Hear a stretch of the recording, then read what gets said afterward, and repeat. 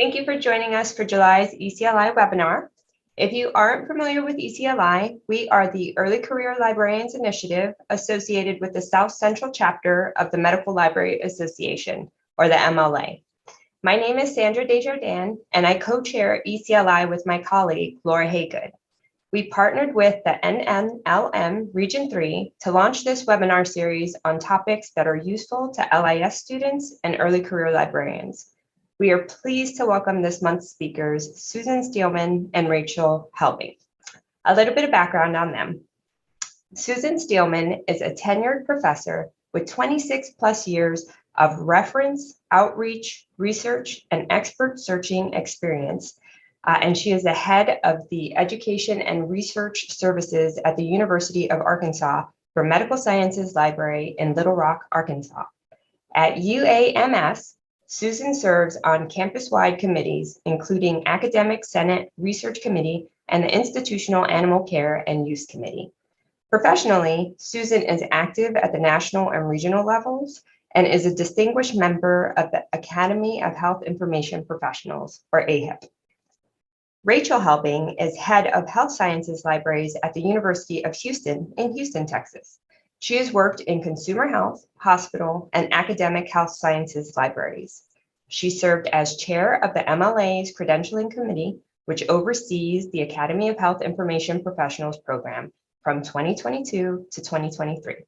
Rachel enjoys visiting national parks and historical sites, and she has been to all 50 states. In today's webinar, our speakers will give a presentation on how to create a roadmap for career success. Thank you for being our guest speakers today, ladies. I will now turn everything over to you.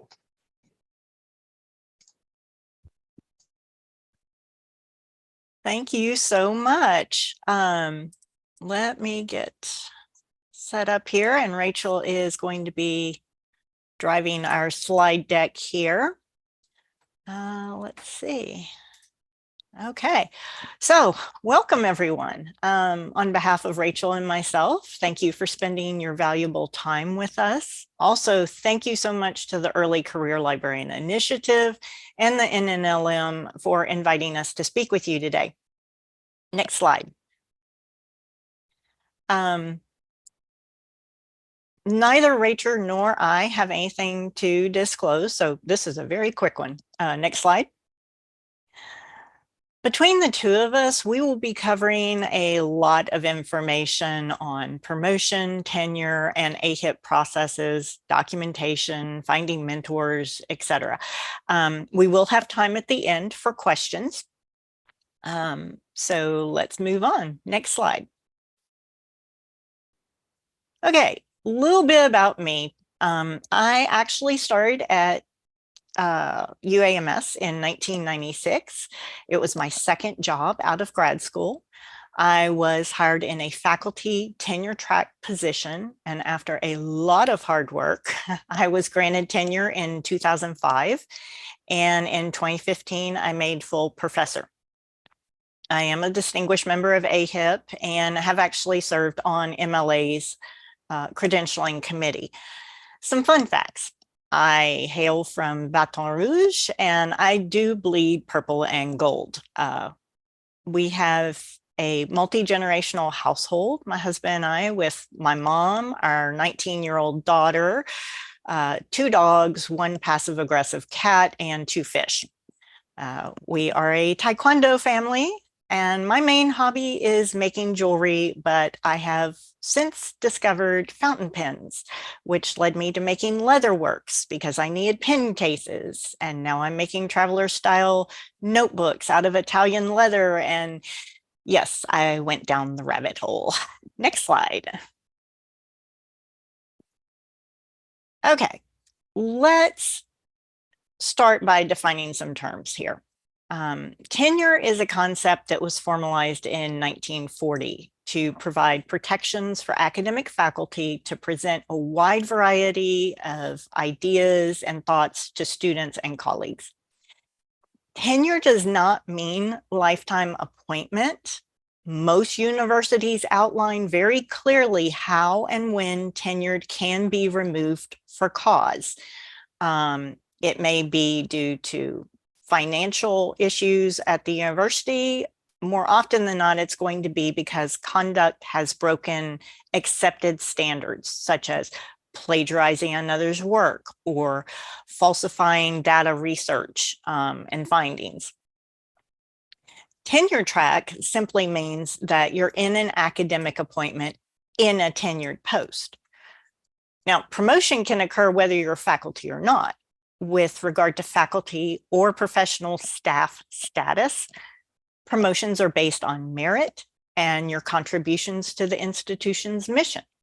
Thus, you can advance to a higher title or position through promotion. Now, promotion eligible professional staff is a separate designation. It can mirror the tenure process in many ways, but it is specific to the institution. Also, some institutions, when it comes to libraries, may have their faculty ranks titled professor or librarian, or professor/librarian, or assistant professor/assistant librarian. So also, to complicate matters, some universities have both faculty and professional staff promotion eligible designations. All that said, you need to know what applies at your institution. AHIP, which Rachel will be covering, is the certification and career development plan for medical librarians and other health information professionals. Next slide. Okay, so in the best case scenario, you will be asking these questions prior to taking a position. I stressed the first one because asking about promotion opportunities is important to all librarians. You don't have to be faculty to have an interest in opportunities for advancement. If you are already in a position and haven't received this info, now's the time to find out. Getting prepared for promotions does not happen overnight or even 1 to 2 years. If a position carries faculty rank, it should be indicated in the job description and specify whether it's a tenure track or non-tenure track position. And it should also indicate that usually in the appointment letter. Salary is an important consideration when you're talking faculty. Often, other than institution-wide pay increases, you may find your only real salary bumps come with promotion to the next rank. Next slide, please. Okay, let's talk a little bit about the benefits of tenure. If you're in that track, it is there to protect your academic freedom, so faculty can fulfill responsibilities to share knowledge, pursue research, free from corporate or political pressure. Faculty must document the highest level of scholarship, research, and service to their academic home and their professional organizations. And those expectations will increase the higher in rank you go. Great faculty with great reputations in turn reflect well on their institutions. Thus, it helps the institution build its reputation. It all comes together. Tenure does have some drawbacks, which we will talk about a little later on. Next slide, please.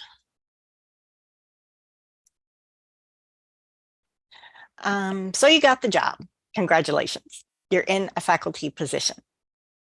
Normally, this is going to be your universe of focus. These are the areas you will be evaluated on during pretty much any promotion or tenure application. Next slide, please. Doing the job is going to be your first main concern. If you are not doing all aspects of your job that you were hired to do not expect promotions. For many faculty positions, they may carry very disparate responsibilities, each with their own details and complexities. I have found an easy way to make sure nothing gets missed is take the job description that you're hired under, outline each responsibility, work with your supervisor to develop appropriate goals and timelines so that you can know when you've successfully managed a responsibility. Also, keep a kudos file. I am very big on kudos file.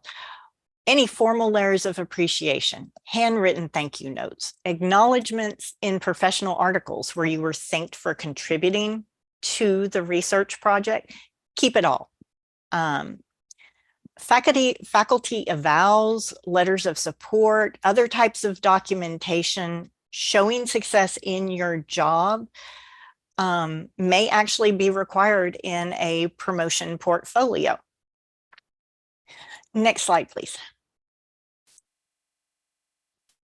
Directly across the universe wheel of focus is teaching. Faculty teach. For many of us, that desire to teach is an aspect that pulls us to this profession. However, for some, it can be kind of a rude awakening coming out of grad school where you focus on learning about the profession.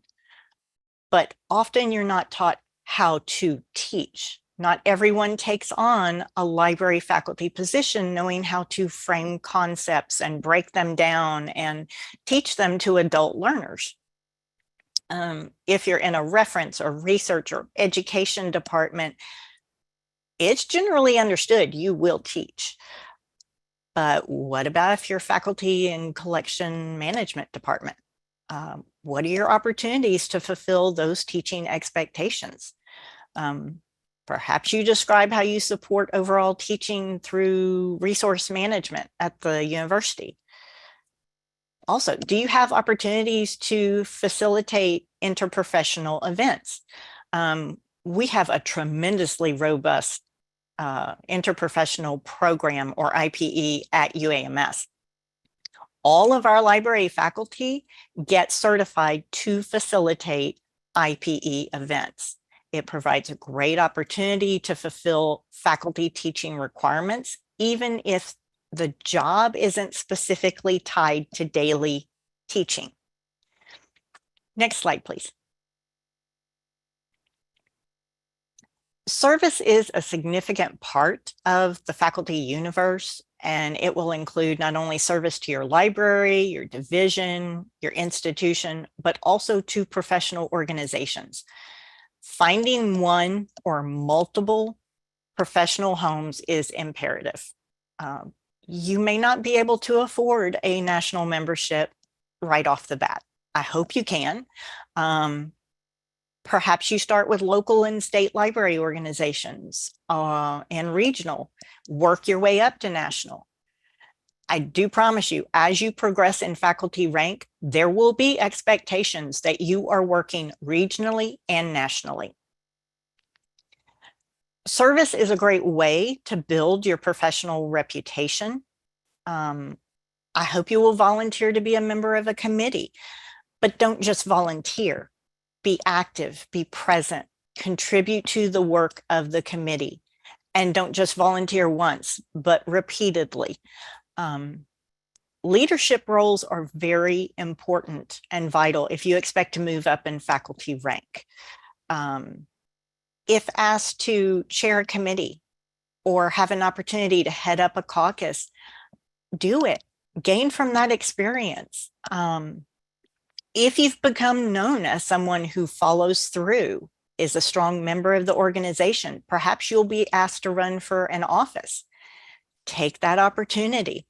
Over the years, you will build a strong network, and hopefully colleagues you respect will also respect you and know that they can count on you to get a job done. Next slide, please. And you cannot discuss faculty work, promotions, and/or tenure without addressing research and scholarship. The contribution to the profession's knowledge base is an expected part of faculty status. To start, you might be sharing case reports on projects you've done. However, those may morph into full research projects. And you may have done the most amazing, well-designed research project, But if the results are not shared in some way, it doesn't contribute to the knowledge base.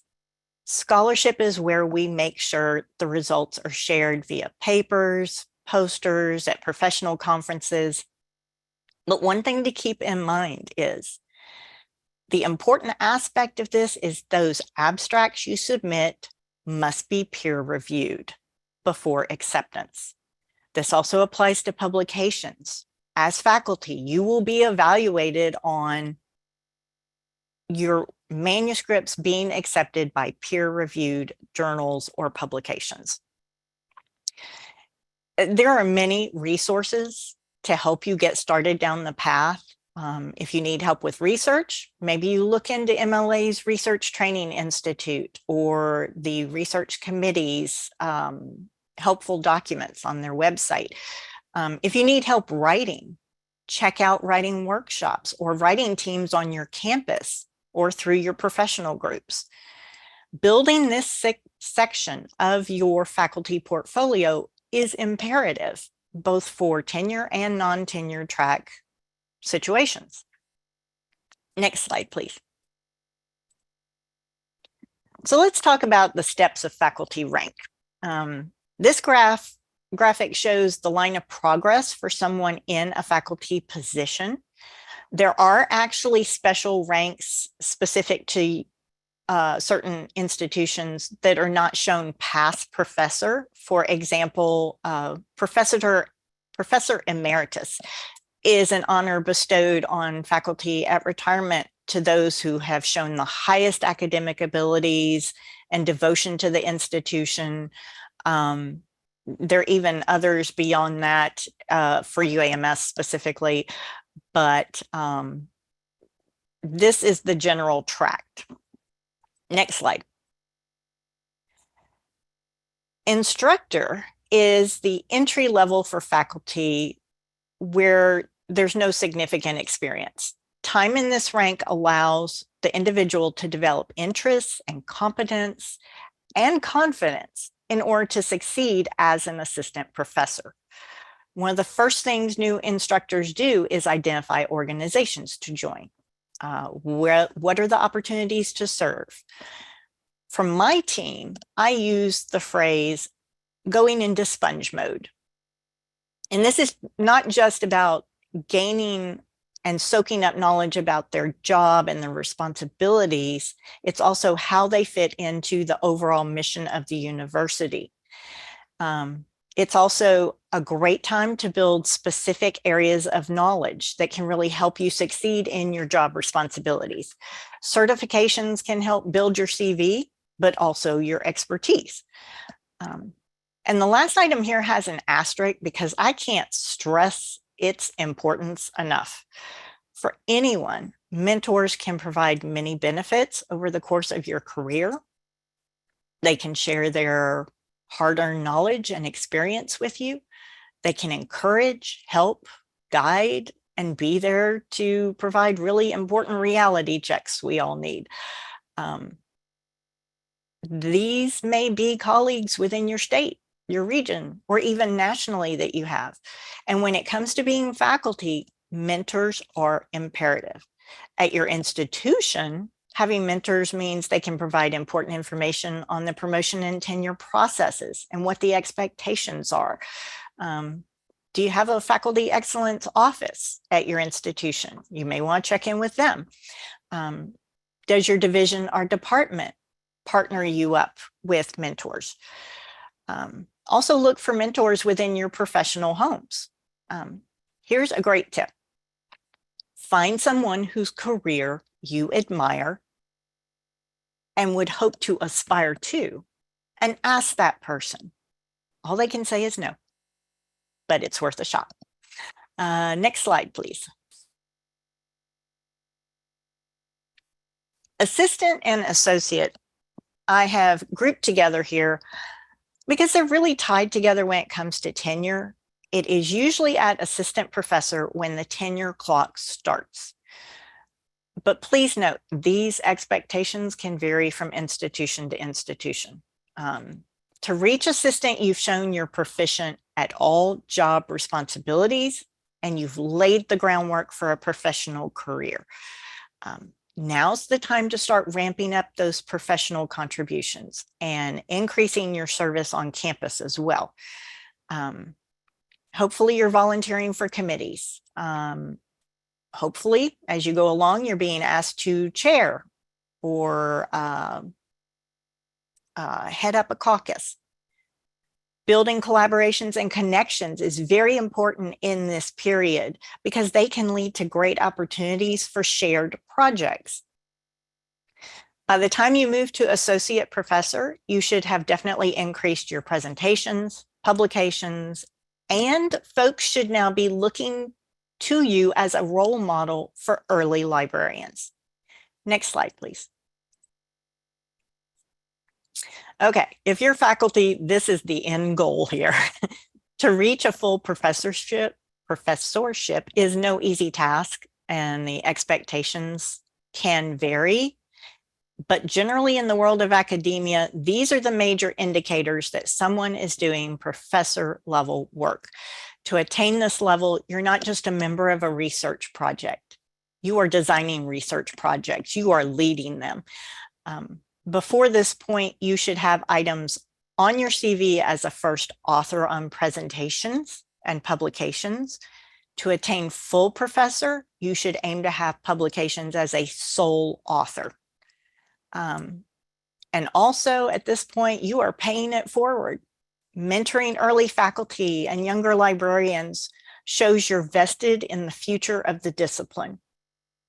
It is great to get started mentoring at the associate professor level, but once you hit this point, you really need to shine in your contributions as a mentor. Professors at many institutions is seen as a high honor reserved for faculty who demonstrate outstanding contributions to their respective disciplines and typically will have established a national and or international reputation in some cases. Next slide, please. So those are the levels and expectations. How do you actually get there? Thankfully for many of us in our profession, organizational skills reign supreme. So find a method that works for you and stick with it.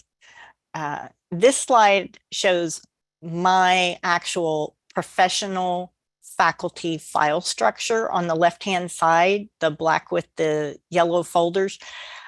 Having things organized means you can add to reports as you move through the years.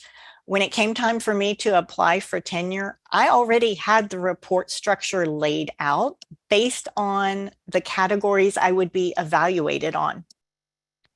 I could just add to it as needed. Documentation is usually required for all categories. This example shows a letter thanking me for service on the MLA Awards Committee. Documentation for teaching might include a thank you for doing a guest lectureship, or you might have feedback and class evaluations from the students regarding your teaching. Keep it all, be it electronically or print. Just make sure you have a backup. Okay, next slide, please.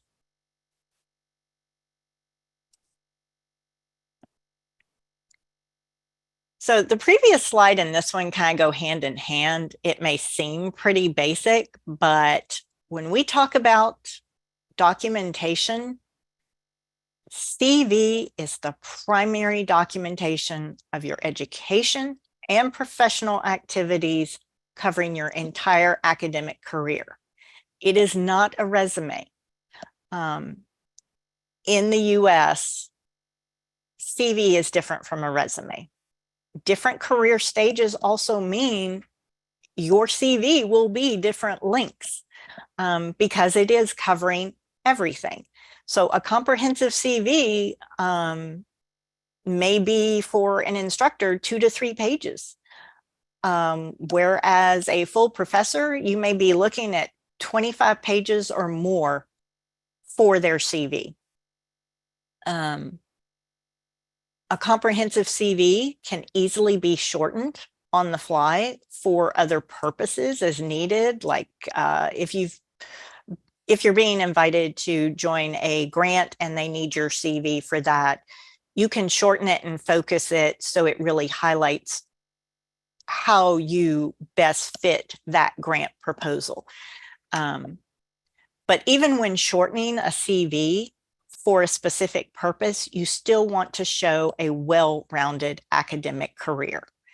And where you can, use the entire thing. Next slide, please. So this is where we're going to look at a few examples. Rachel, can you go ahead and hit it again? Most CVs lead with contact information and then list all pertinent education. This is for undergrad and beyond, any graduate work. I do list my ORCID ID and my professional LinkedIn account on my CV. I do not, however, list any personal social media. The credentials, the certifications, everything that indicates your level of knowledge and expertise in a given realm should be listed up near in this general area. Next slide, please. Now, this is actually an example of Rachel's CV. Notice the header information is similar with multiple forms of contact info. She also adds her ORCID ID, which right off the bat can identify her to fellow researchers. And note here again, credentialing and education is very much at the forefront of this. Next slide, please. This is actually page 2 of my CV. Unfortunately, you can't see the bottom of the page, but there are page numbers in the footer. And the first page actually listed professional experience and academic appointments as the header. This, I want to point out, details matter. Notice I have associate professor listed twice. That's because my title actually changed when I created the RCSS. Also note, the date I was granted tenure is very obvious here. And this last thing, if you don't get anything else, get this. Put dates or date ranges on everything, on your memberships, actual dates when papers were given, posters were presented, etc. It's very important. Next slide, please. So you've done a lot of work. Your CV has filled out nicely, and you're thinking you may be ready for promotion. I would hope you've been doing check-ins with your supervisor and your mentors, and that you've had, getting to this point, very clear goals and objectives guiding your path. You need firm understanding of your institution and your department's process, timelines, any special requirements that may be rank specific in some cases. For example, someone ready for promotion from instructor to assistant professor may not be required to do a mid-cycle review. For other divisions or colleges, they may require a mid-cycle review, or they may require it only if going up to a certain rank or for tenure. Also, do they want paper applications, or does your portfolio get loaded to a cloud folder, or do you copy and paste stuff into an online form? For higher rank jumps, there may be requirements for the mid-cycle reviews to make sure you're on track to meet the next rank and or tenure. And applications for higher ranks may have your institution contacting other institutions requesting external reviews of your packet. So I just happened to receive a request like that earlier this week. So know the requirements and the timelines. This is not a last minute process by any means. Next slide, please.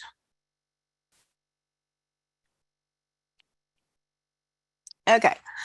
Everything we've discussed is pertinent to the promotion process or faculty jumps to the next rank. We need to discuss something very specific to the tenure situation. Some may consider it a drawback, and it's a real concern for those on a tenure track. The 1940 Statement of Principles on Academic Freedom and Tenure was the impetus for there being a fixed length tied to the probationary period. Under the statement, the maximum length of the probationary period is 7 years, which means that tenure review should occur no later than the 6th year. Why? Because if you're not awarded tenure, it's time to go job hunting. The probationary period is instructor to assistant. Once you reach assistant professor, that is when the clock usually starts. Next slide, please.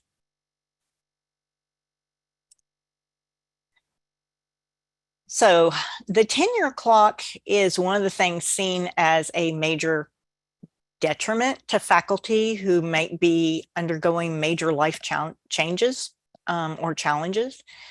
Many institutions now have verbiage or policies in place to allow faculty to pause the clock for various reasons. The American Association of University Professors in 2000 did a survey that indicated out of 4-year institutions, 17% permitted pausing the tenure clock. As of 2022, the report, when it was updated, that had risen to 82.3%. Now, it's great to have that option. You do need to be aware there are some cons to this, to tenure overall. If you delay promotions and tenure, it may mean you're not getting those salary bumps, which to your base salary, which compounds over the long term. Some institutions may have limits on how many number of individuals will actually be awarded tenure in a given year. So these are all things to just be aware of. Next slide, please.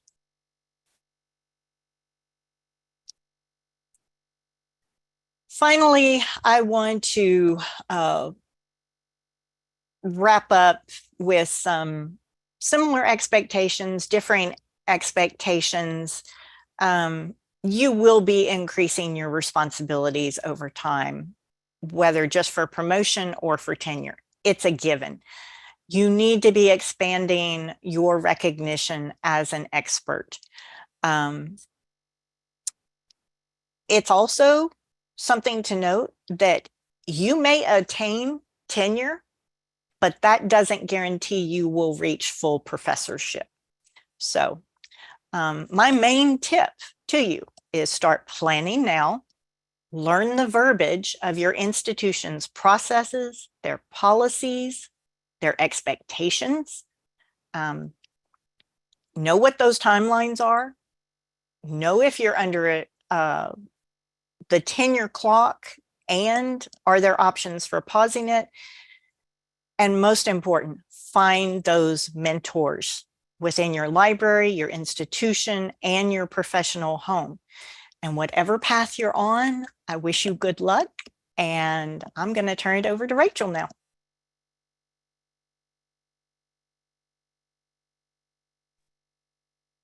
Okay, thank you, Susan. So now we're switching gears from talking about tenure and promotion to the related concept of the Academy of Health Information Professionals, or AHIP. So I'm Rachel Helbing, and here's some background information on why I'm part of this webinar. I've been an AHIP member for over a decade. I was a provisional member for 2 years and then progressed on to member and distinguished, and I'll need to renew my distinguished membership next year. I was also a member of MLA's credentialing committee for 5 years and just recently rolled off the committee. For the last 2 years, I was chair designate and then chair. I also have experience with a professional staff promotion process. I passed my third year review at University of Houston in 2020, and I will be promoted from assistant to associate librarian on September 1st of this year because I just passed my 6th-year review. So beyond that, I have 2 cats named Frank and Barb, and I enjoy camping in Texas state parks. My goal for 2023 is to go camping every month, and I'm on track with that goal so far. It's been very hot the last few times. I also like to visit National Park Service sites. I collect the passport stamps from the visitor centers. So I mention all of that to say that please remember, as you consider embarking upon a tenure, promotion, or AHIP journey, that work-life balance is key, and you need to also focus on the things that make you happy outside of your scholarship, service, and professional development. So what is AHIP? AHIP is an acronym for Academy of Health Information Professionals. This is a certification and career development program for medical librarians. You've probably seen lots of medical librarians, including Susan and myself, with these letters after our names in our email signatures, on our business cards, and elsewhere. The AHIP program is managed via the Medical Library Association, or MLA, staff, and one of MLA's committees called the Credentialing Committee. Any health information professional can join, and you should visit the website to get the most detailed and up-to-date information. Why might you want to apply for membership in AHIP? If you're someone who likes to have clear-cut goals and structure to stay motivated, AHIP can provide that. It's also a great way to get connected with mentoring and support, especially early in your career. It provides peer-reviewed recognition and communicates your accomplishments to employers and colleagues. If you're working somewhere like an academic health sciences campus or a hospital where faculty and clinicians have many letters after their names, it can help with first impressions and provide some legitimacy for you as a professional. Additionally, it is sometimes listed as a preferred qualification in job postings, so it could potentially give you an advantage as a job seeker. But why might you not apply? Well, there is a substantial cost involved. We'll talk later about ways you can possibly help to mitigate that, but it is definitely a real issue. Also, depending on your position or setting, the return on investment for your money and time may not be there.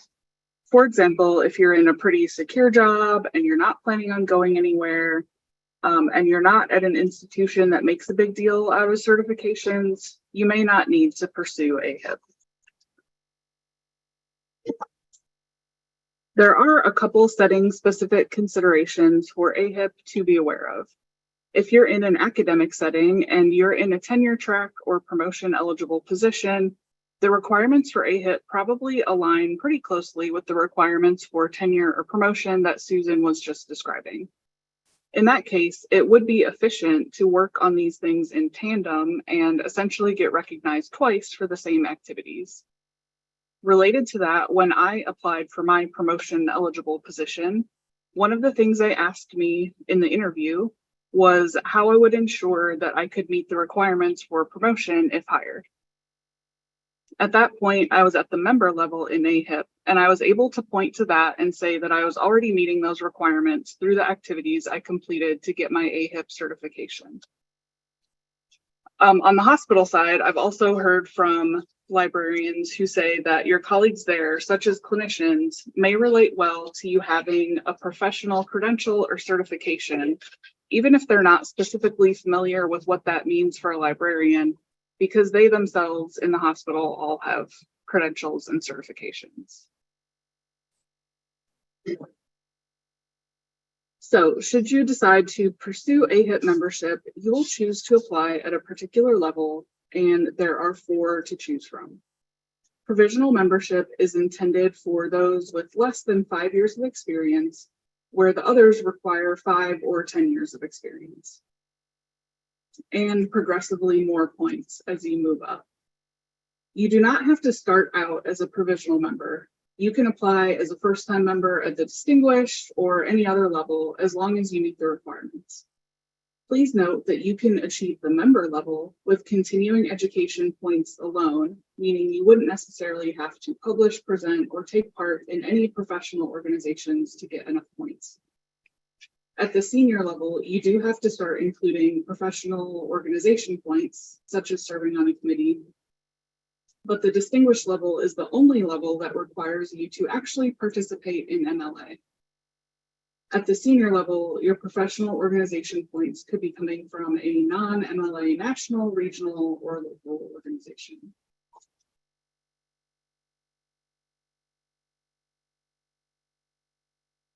In order to choose a level, you want to look at your years of experience and list of accomplishments and see where you fit in. If you're new to the profession, you can join as a provisional member, or you could wait to apply until you've reached 5 years of experience and then are eligible for one of the other levels. The benefit of joining sooner would be to take advantage of the built-in accountability structure of the provisional level and being automatically assigned a mentor. Also, you can put AHIP after your name in your signature as soon as you become a provisional member. A reason to wait would be to fill out fewer applications over your career. They can be a bit time-consuming. Pay fewer application fees, and to take best advantage of any available first-time applicant funding awards. We'll talk about those more later, but you can typically only get them once. And since full membership costs more than provisional, you might want to wait and use your award for the more expensive application. If you're on the cusp between levels, it might make sense to wait to apply until you're eligible for the next level. For example, I had a colleague who only needed to complete 1 year as a committee member in a professional organization to be eligible for senior level instead of member level. There was no pressing, immediate need to become an AHIP member right then, so I advised her to wait the short time until she was eligible as a senior member to get her money's worth at the highest possible level.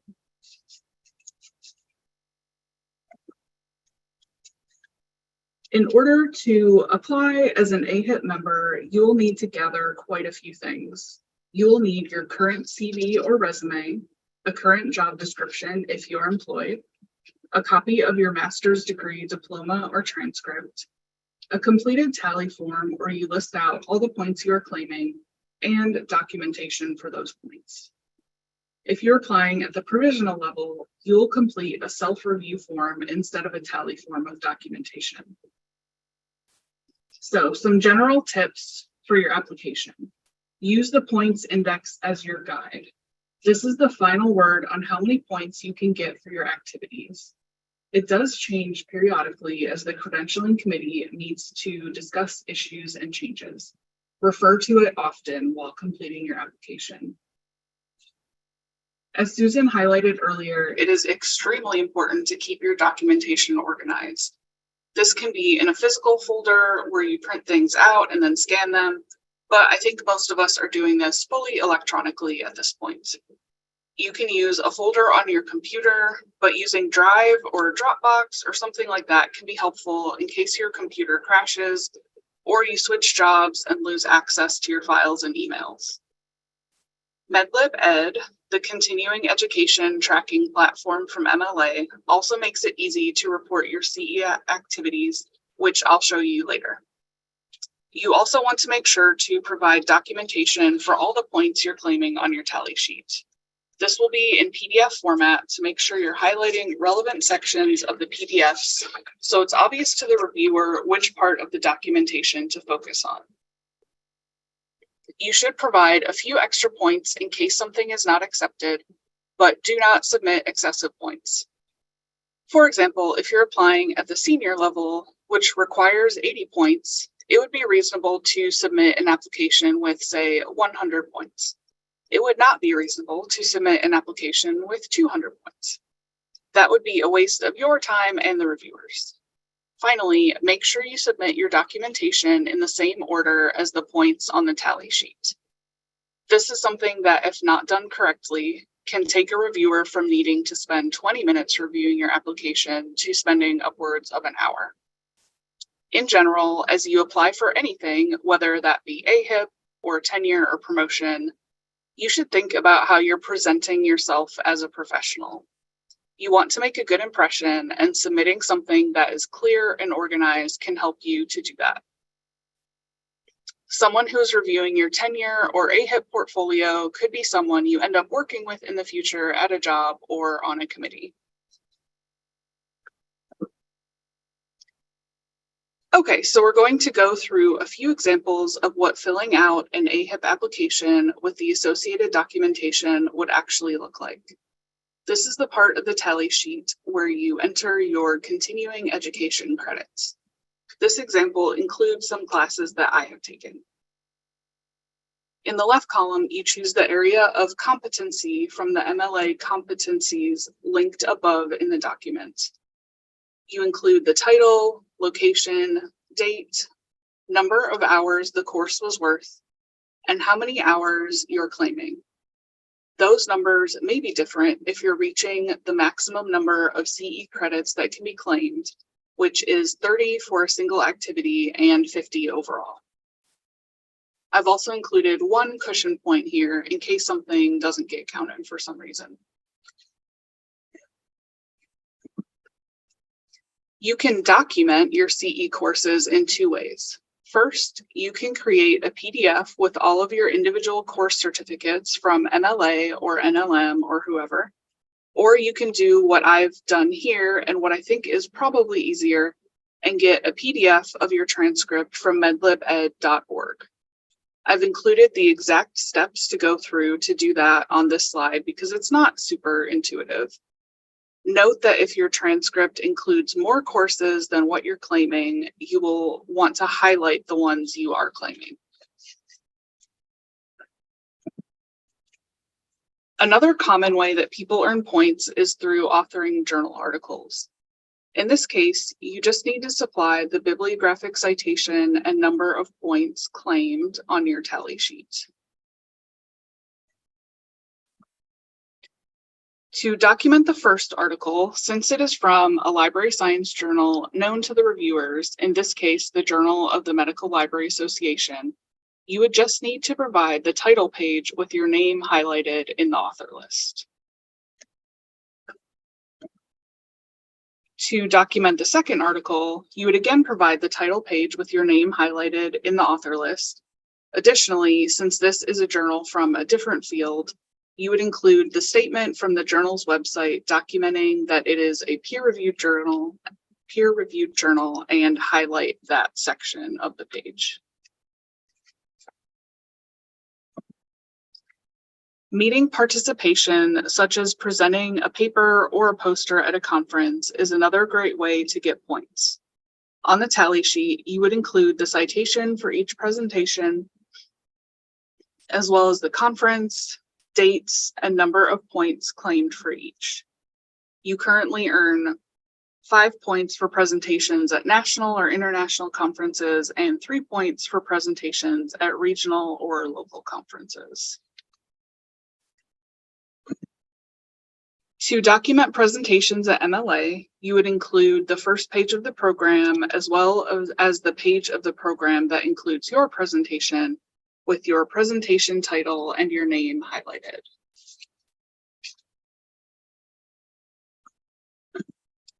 You would do the same thing for any other MLA or MLA regional presentations. Highlighting the relevant entry in the program is key. I did this in Adobe Acrobat, but you can do it with whichever tool you have access to or with an actual highlighter pen before scanning a paper copy. This local conference is a little trickier because they did not list out the individual poster presentations in the meeting program. In this case, you could include a screenshot of the meeting website along with the email acceptance of your poster.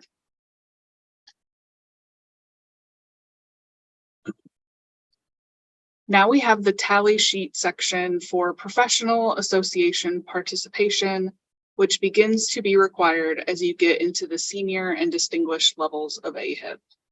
Here, you can include things like committee or jury service. I've listed my first 3 years of service on the credentialing committee. You can count each year of committee service once that year has been completed. So if you have a 2-year committee appointment and are turning in your application after completing the first year, you can claim points for the 1 year that has been completed.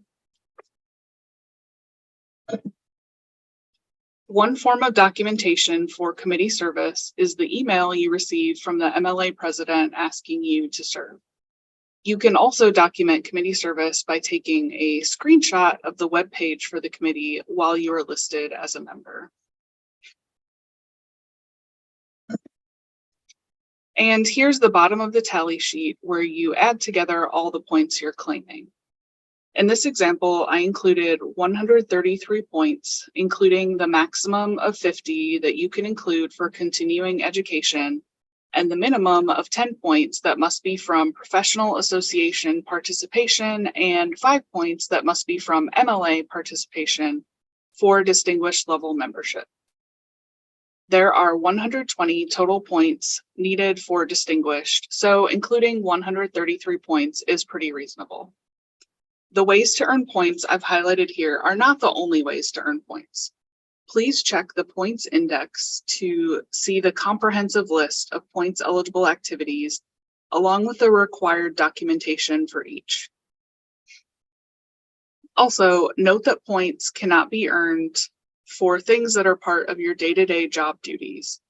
If, for example, you are in instruction or liaison librarian and you teach a one-shot class to nursing students every fall on how to search the literature, that would count as part of your daily job responsibilities and would not be eligible for AHIP points in the teaching category. But if you take it upon yourself to, say, teach an MLA CE course or teach a class on medical librarianship for a library school, those things would count because they're not part of your day-to-day job duties.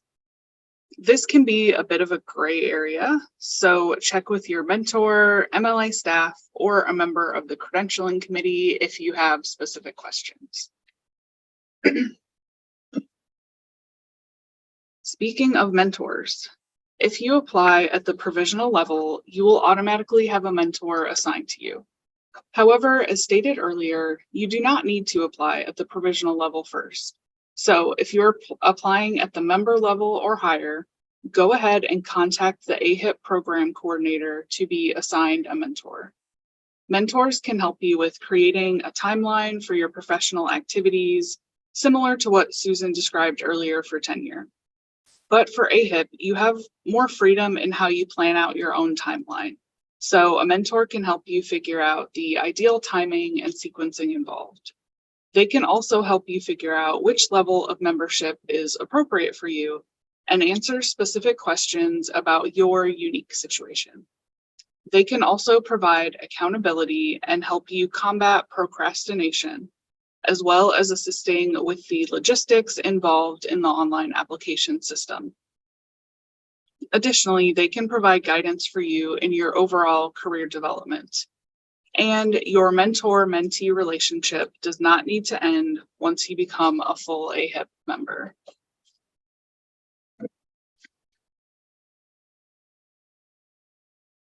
So what happens once you submit your application? First, it will be screened by MLA staff. Then it will be peer reviewed by a member of the credentialing committee. Then it will undergo a second peer review by either the chair or chair designate of the committee. So you can see why we focus on this being a peer-reviewed credential. At any point during those first 3 steps, you may be contacted by staff or reviewers asking for additional information.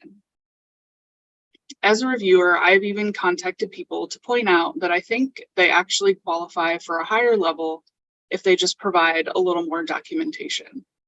Committee members are invested in your success as an applicant. Overall, the goal is to get a decision back to applicants within 12 weeks. Keep in mind, again, that a professional, well-organized application will help speed up turnaround time. Finally, I wanted to circle back to the funding support that I mentioned earlier. Most MLA chapters, such as the Midwest chapter or the Southern chapter, provide funding awards to help cover the cost of an AHIP application. These are all done on a reimbursement basis, so you do have to pay the money upfront, unfortunately. And they are for first-time applicants only, so you can only get this funding once. There are also a limited number of awards per year per chapter, so you're not guaranteed to receive an award. Here's an example of the award description from the South Central chapter of MLA. For more information on these awards, check your chapter's website, ask your chapter's credentialing liaison, or check the AHIP webpage linked here. Additionally, some employers will pay for AHIP application fees, so check with your supervisor at work as well. Thank you so much for attending. I hope that this presentation has clarified the world of tenure, promotion, and AHIP, and how those things can help you create a roadmap for career success. And we are now available to answer your questions. Thank you both for this wonderful presentation. It was highly informative and we greatly appreciate it. As Rachel said, we'd like to open up the floor for questions. And so please continue to add your questions to the chat. I'm going to go ahead and start off with a few that have been asked. So the first one is, we know that we're in an interesting position as our library is moving from staff into faculty status. Do you all or any participants have any advice or resources outside of what you already shared? Well, I will get us started here. Kudos, first off, for managing to make that jump. That's exciting news. I would hope that one of the things you're going to be doing is really laying some groundwork for education to make sure everyone is on board with what it will mean to be faculty and what the different requirements are going to be. Everybody needs to know what the expectations are up front, and I'm assuming that you're going to have various staff members with different levels of experience who may be going in at different ranks, but I don't know. As far as resources, I would suggest just reading as much as you can about faculty issues, but first and foremost, get every bit of information you can out of your university as to what the policies are around faculty that already exists there. And I'm hoping that your promotion document will be specific to the very unique jobs that librarians have. But I will also say, if you're just looking for news about what's happening with faculty, the Chronicle of Higher Education is a great resource if y'all have a subscription, to keep on track, not only what's happening with faculty at academic health science centers, but in general academia across the country. So that's about all I've got, but I would love to talk with you and find out more about how this process is going. I would also say you could check with your colleagues in MLA or SCC MLA or other organizations if you know of other libraries that do have faculty in a tenure process. Reach out to people at those libraries to kind of see how they handle things. Maybe you can get a copy of their bylaws, things like that. Thank you. The next question, I believe this goes to you, Rachel, in regards to the AHIP point index. What happens if you submit excessive points? So nothing happens. It is just a waste of time. So in the example that I showed here, I've done a bunch of other stuff in addition to the things that I included on my example application. And I just didn't need to include any more because I was meeting the points threshold for my level. So it's not that anything's going to happen. Your application won't get thrown out or anything like that.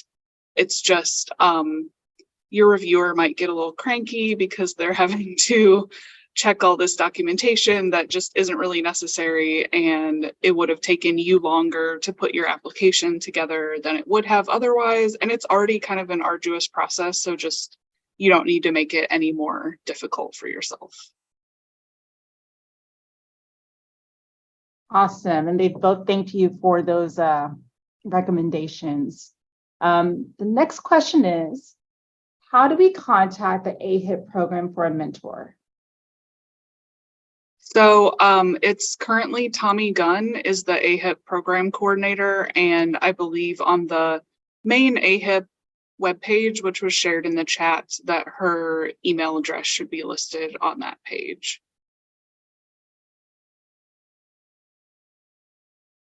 Got it. And then this one has a couple of questions.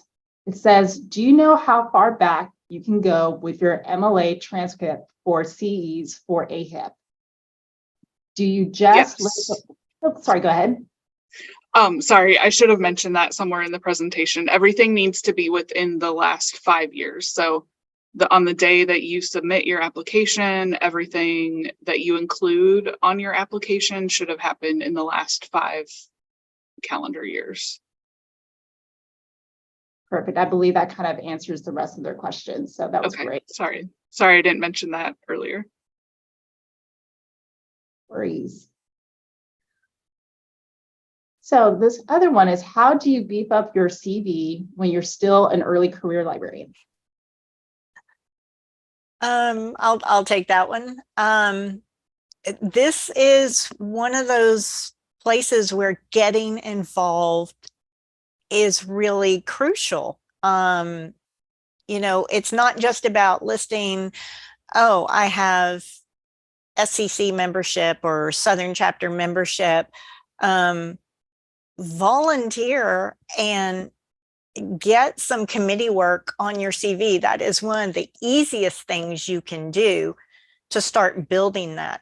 And I would also say, when you're really new to it, you may not have the opportunity for full-blown research projects, but that's not to say you can't find an area where you have questions about stuff and really just dig into the literature and do a lit review and present the results of that lit review. It may be a scoping review. It may just, you know, be a general lit review. But find some area where you have a question and you want to learn more, and maybe build a little research project out of it. Or look at a project you've already done that you could present on. One of the first things I did a few months, actually it was the first year I'd been here at UAMS, I was the outreach coordinator.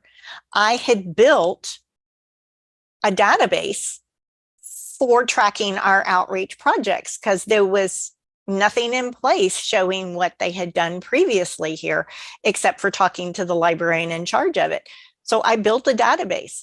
Well, my very first poster ever at a conference, it wasn't even a real poster. I cut out foam board and did screen captures and pasted it to the foam core, and I made a poster out of that. Really going back here, y'all. But that was my first poster, and I just built on it slowly and consistently. So just be willing to think outside the box as for what you can present on. And maybe it's not a full 20-minute paper. Maybe it's a lightning talk on something that interests you. I remember seeing lightning talks early on when the little Pi computers were out. One of our librarians had taken an interest in that and did a lightning talk showing people how it actually worked. So yes, and ask more experienced faculty to give you suggestions and ideas and help guide you. Yeah, I was gonna say we both talked about how important it is to find mentors. And I think when you're very early career, especially if you have good mentors, they will potentially reach out to you and say, hey, I'm thinking about submitting this paper to MLA. Do you want to work with me on it? Or they'll kind of let you know of those opportunities where you can beef up your CV. So yeah, having good mentors who will keep an eye out for things that might interest you, especially I think when you're very early career, you maybe haven't figured out exactly what your personal research interest is going to be.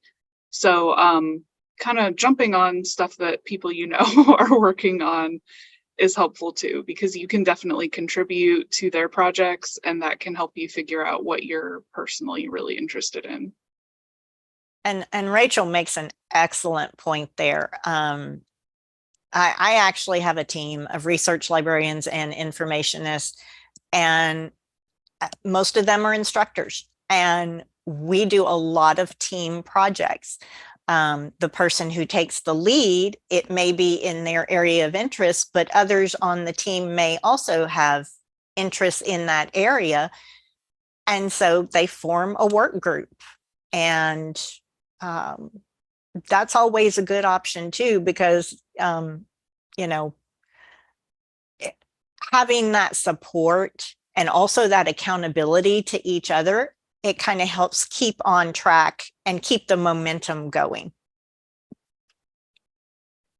Now that's awesome. Great advice.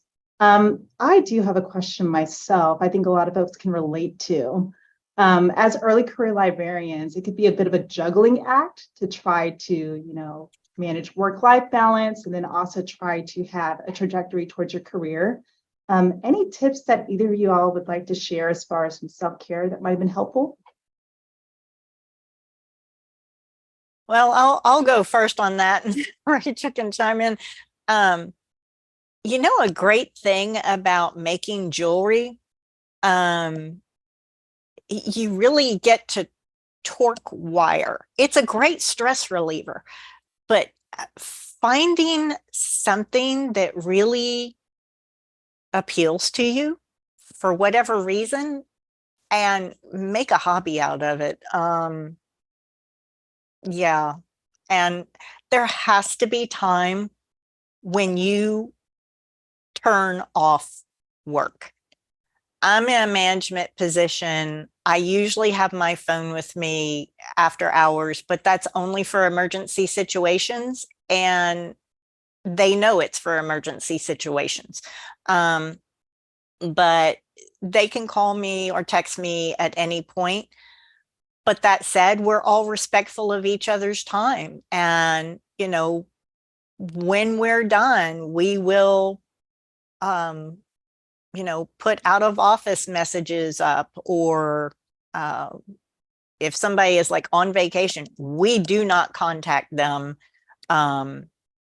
It's just, there has to be time to turn off.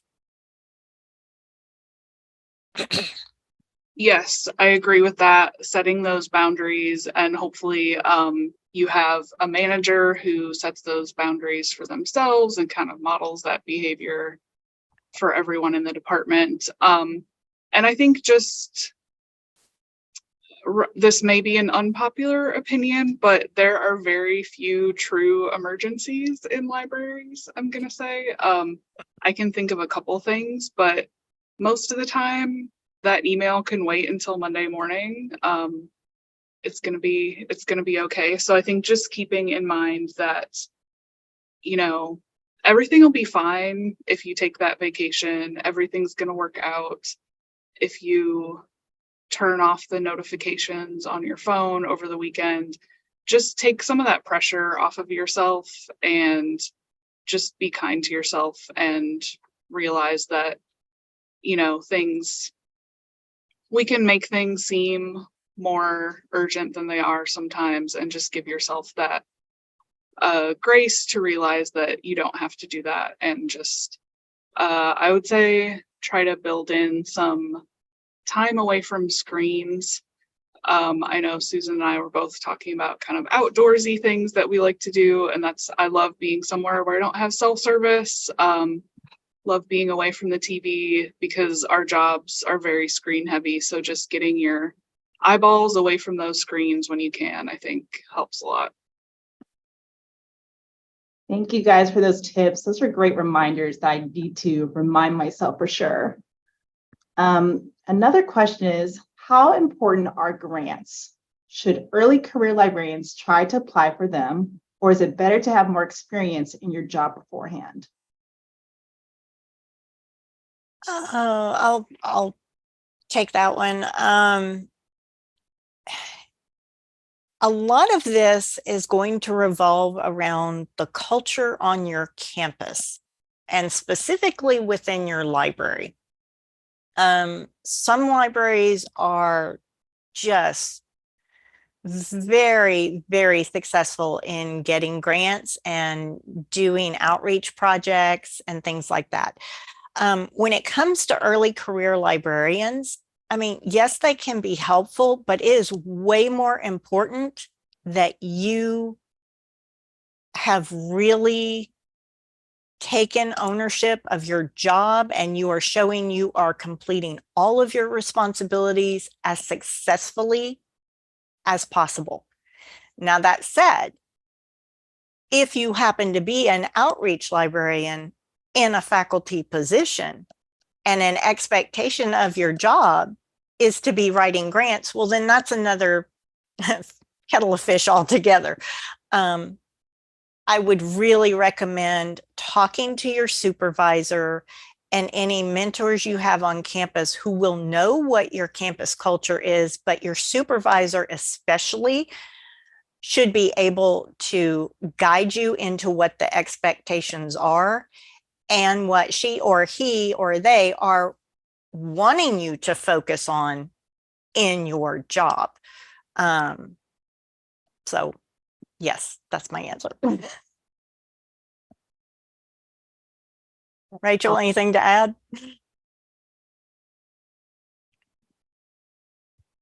That is good Nope, to know. that sounded good to me.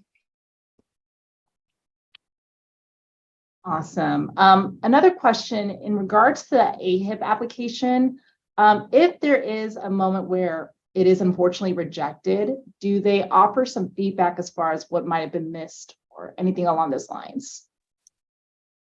Yes, they do offer feedback, and I would say that, like I said, the committee wants you to succeed when you submit your application. So that's a lot of times where that contact and communication that I mentioned in those first few steps after you turn your application in will come in. So we will, reach out to you and say, hey, this doesn't seem like it's quite meeting member level. Have you done a committee that you forgot to include here? Or do you have any more CE certificates laying around somewhere that we can try to include? So I think that the reviewers will reach out to you and try to work with you to make your application work before it would get to the point of just giving you a rejection and saying, better luck next time. But yes, if there are rejections for some reason, you will get feedback on why that happened. But hopefully you would get the feedback before it even got to that point. It's good to know. Just want to let the audience know that we still have a few moments for questions, so feel free to still drop them in the chat. Currently, our final one is, what would you recommend to document if you have a mentor or are a mentor on your CV? I don't think you have to document having a mentor per se, but I think if you are a mentor, you can document that. And also for certain formal mentorship relationships, you can actually earn AHIP points for that. So for example, if you serve as an AHIP mentor, you can get AHIP points for your own AHIP application. So I would say For formal mentorship relationships, I would definitely document that on your CV. If your mentorship is kind of just like, well, I work with this person and I give them advice from time to time, you probably wouldn't document that. But if it's through kind of an official program of some sort, I would document that. But I don't know that you would need to document it from the mentee side. I'll see what Susan has to say about that. No, I totally agree with Rachel on that. If you, as part of your professional service, are serving in a mentor capacity, then yes, by all means, you may want a section under service, the service category, to document that. If it is really a formal process and situation. I've never seen anyone who is a mentee document that on a CV, because you're really on the receiving end of it there. But yes, it is possible if you are the mentor to show that as an area of service in a formal situation.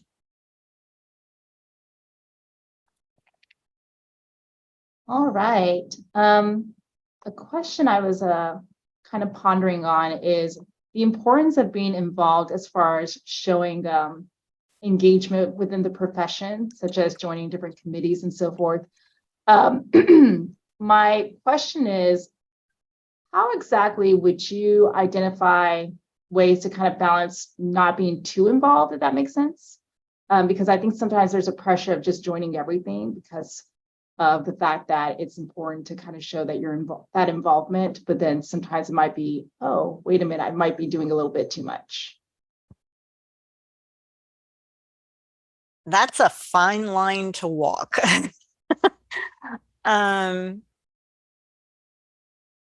Yes. Personally, I try to have something ongoing that I'm at least involved in one committee regionally and something going on nationally, service-wise. And just, you know, as I rotate off a committee, then come towards the end of that committee, then I'm volunteering for the next committee. So it's not like, oh, and I wouldn't expect you to get appointed to 3 committees at a time anyway, but just to be able to be consistent in your volunteering efforts, but not to feel like you're the only person in that group who can volunteer, because other people also need to have opportunities to participate. And I can speak at the chapter level that the incoming president for the South Central chapter is the one responsible for making those appointments to the committees. And we do try to have a balance between all 5 of our states so that there is representation on each committee from each state. So, but yes, it's just have some consistency, but don't feel like you need to be volunteering for tons of committees all at once. Yeah, and I would tie that back into what Susan was saying in her slides about finding a professional home. So you might want to find 1 or 2 professional organizations that you focus your energy on. Don't feel like you have to join everything. So I'm a librarian who's not a member of the American Library Association because I'm plenty busy enough with MLA and related organizations. So you don't have to join everything. Going back to work-life balance, it's okay to say no. Just because somebody invites you to join a committee, you absolutely do not have to do it. And, you know, we know that people from underrepresented groups tend to be getting asked to join and do more service work than other people. So it's okay to find that balance and say no.